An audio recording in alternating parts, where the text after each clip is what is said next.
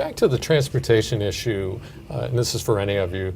There has been a real split among Republicans about how to deal with this. Robin Voss, the Assembly Speaker, the other day said that he was willing maybe to have no new borrowing for roads, which might mean that the Zoo interchange, major project in the state, biggest interchange in the state, busiest. Important to us because we drive on it. Really important to us because we drive on it every day. These days. Yeah. Might get delayed. So we're panicked. We're worried about that. So how do they resolve that transportation issue? That just seems like a really tough one. They don't want to raise taxes.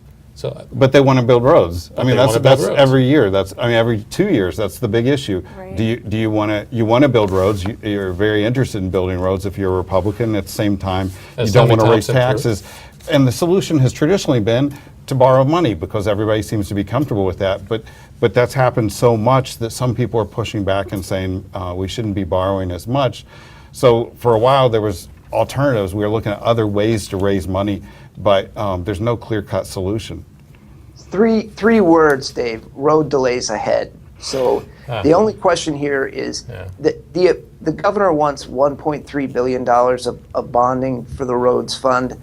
Right now, I just do not see the support there for that full amount, particularly in the Senate. I am hearing between $300 and $800 million of cuts or delays in road projects to bring that borrowing amount down.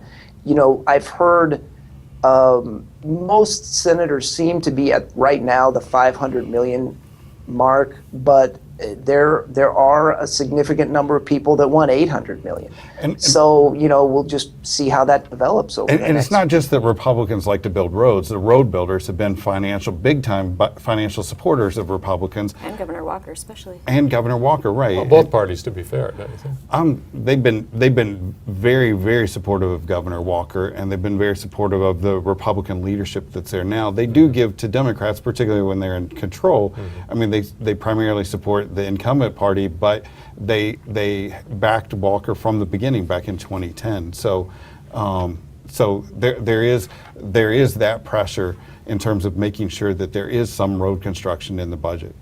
Right. So it'll be somewhere between Voss's zero important borrowing and Walker's 1.3 billion. You think it's going to be somewhere in between the two? Somewhere in between the two. So that's a good range. Well, and let me just jump in, Dan, to say that at this point, the wild card though is that the road builders they're not asking for this borrowing.